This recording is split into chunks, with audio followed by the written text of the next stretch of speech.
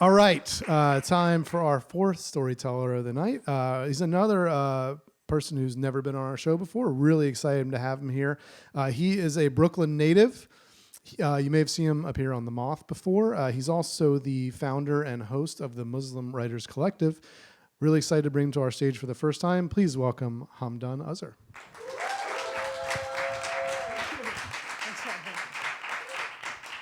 All right, wow. It is so bright up here, I cannot see anyone's face. I just see sparkling glasses, so I love it. So I grew up in Brooklyn. I went to high school at the Bronx High School of Science, which is a very nerdy school for any New York natives. It has produced 9 Nobel Prize winners. If Bronx Science were a country, it would rank 23rd by Nobel Prize winners, right ahead of China. Pretty wild.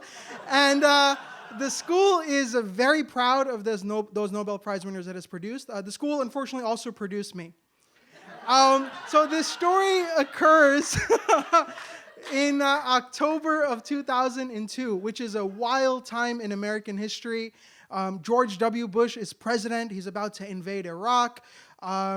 He is just launched the Patriot Act, which is a very severe assault on civil liberties. Our vice president is a guy who shot his best friend in the face with a shotgun. It's a weird place and I am a 15-year-old senior in high school, and we have our own incident. We have our own situation at the school because we have a new principal, and her name is Principal Reidy, and she's kind of like a mini George Bush. She is a tyrant. She told us we can't leave the cafeteria during lunchtime to get cheese fries from Kenny's truck across the street. She made us badge in and out every morning like we were in some detention facility at a high school. She would barge into classrooms and start yelling at teachers because they were teaching about ribosomes incorrectly. Just like wild stuff. And here I am, 15 years old. I'm taking like 6 AP classes, and I want to make a difference. And it's like sometimes you look at the world, all this crazy stuff happening, and you're like, how can anyone make a difference? And I kind of had that spark inside me. But the problem is I also had really strict parents, so I couldn't get in trouble. Or if I got in trouble, it had to be for something like no one had ever done before. Like they were those kind of parents. So one day I decide to overthrow my principal. And if that wasn't enough, I wanted to end the war on Iraq at the same time. It's a 2-for-1. Let's do it.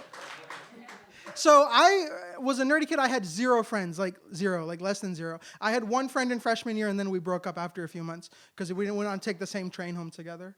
So I have no friends, and I was like, how do I start a movement? So I'm like, let me make a flyer. This was before Facebook, early days of the internet. But I was pretty dangerous when it came to Paint. It was a software, Microsoft Paint. So I'm sitting there making a flyer. I print out a flyer. It has a picture of George W. Bush, and it has a picture of my principal right next to each other. And it says, stop Bush's war on Iraq. Stop Principal Reidy's war on Bronx Science.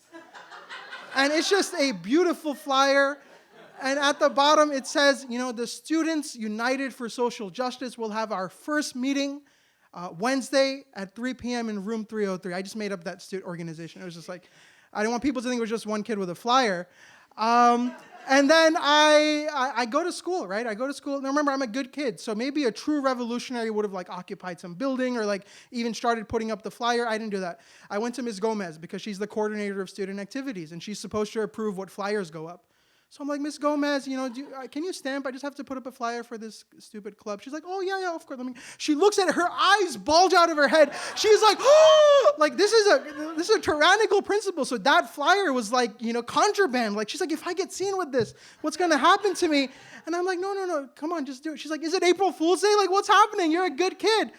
And I'm like, please, I really need to do this because I want to stand up for myself. And I think something's happening in the world, and we have an obligation to just be true to ourselves and our values. Wouldn't you say that's true?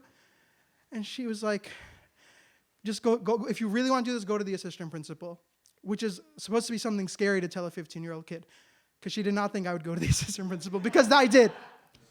I walk into the assistant principal's office, Miss Scott, older African-American woman, a pencil in her hair, very stern. I just walk in, Miss Scott, yes. Can I put up this flyer? Now, this woman does not break character, right? She looks at it. She's like, okay, let me get my stamp. She pulls out a magic marker. She scrawls all over it. Permission denied, may not be posted. Miss Scott, She hands it back to me. That was her first mistake. She hands that paper back to me. Because I went to the library and I made 100 copies. And I started putting them up all over the school. I think I have that flyer on me. This is what it looks like. That's George Bush. That's my principal. That's the permission denied, may not be posted. Listen, the flyer was dangerous before, but that permission denied, that just made it, autograph, first edition. So, that took me from bad to badass, let's be real. So I start putting up that flyer. Within like 15 minutes, a security guard comes up to me and he's like, listen, man, I don't know what you're doing. We got a lot of complaints. I'm like, what are you talking about? Like, we got a lot of complaints. We need to take those flyers. Now, remember, I'm a nerdy kid. I watch a lot of Law & Order. I watch a lot of C-SPAN. I have the Bill of Rights memorized. And I said, under the Fourth Amendment, all Americans shall be free from unauthorized search and seizure. I have to ask you, officer, do you have a warrant? And his eyes are like, he went white, like ghost white. And he's like, listen, man, just stay right here. I'm like, is this a detention? Are you detaining me? Do you have probable cause? Can I get your badge number? And the guy is like freaking out. He runs away. Literally, the security guard runs away. I go to AP Calculus. I'm sitting there, learning about Lagrange multipliers or whatever shit we were learning about.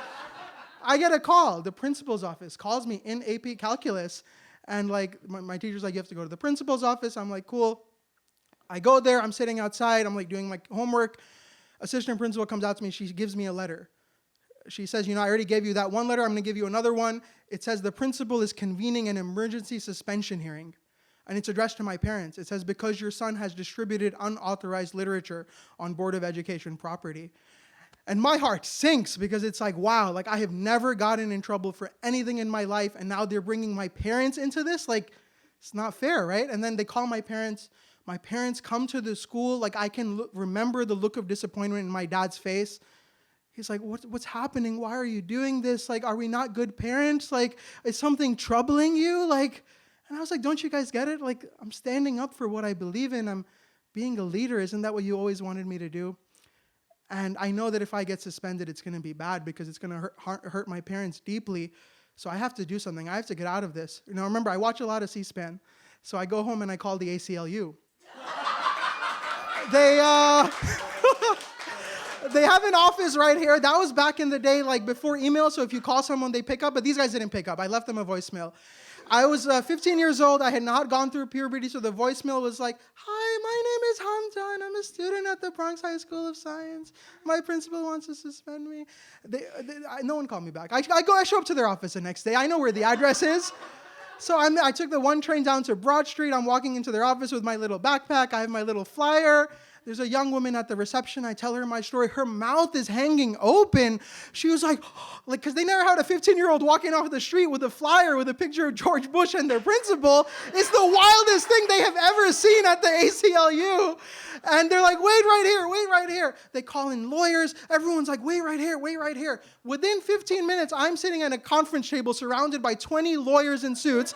And sitting in front of me is Arthur Eisenberg and Donna Lieberman, the executive director of the New York chapter of the ACLU. These are the people I see on TV every day suing John Ashcroft. It was like I'm living it's like the most incredible thing in the world. And they're all like writing notes.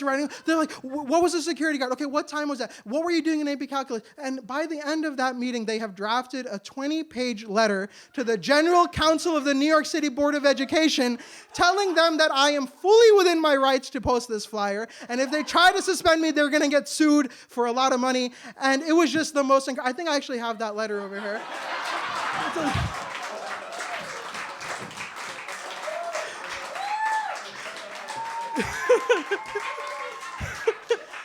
And by now, I feel like a hero. I'm like incredible. And the lawyers tell me, listen, you're a minor. We can't represent you without your parents' consent. Have them come in. I'm like, you don't get it. My parents are really pissed off at me. They're like, no, we'll explain it to them. So my parents come in. We're all sitting at a meeting.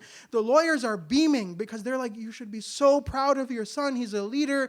He's inspiring the next generation of civil libertarians. He has his Bill of Rights memorized to the T.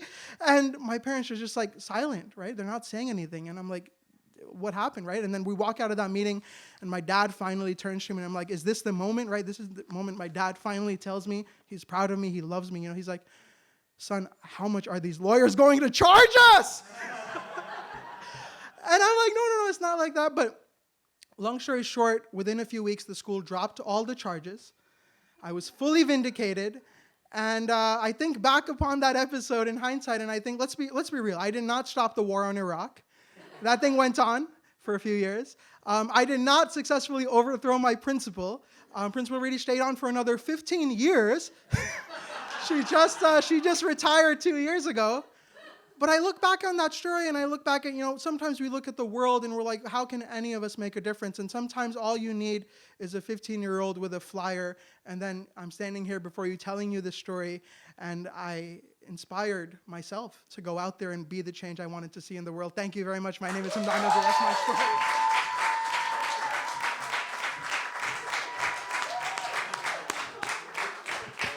Oh, that was a delight. I got to hear that story the other night at our rehearsal, and so I was obviously very excited for you all to hear it, but I didn't know he was going to bring the receipts,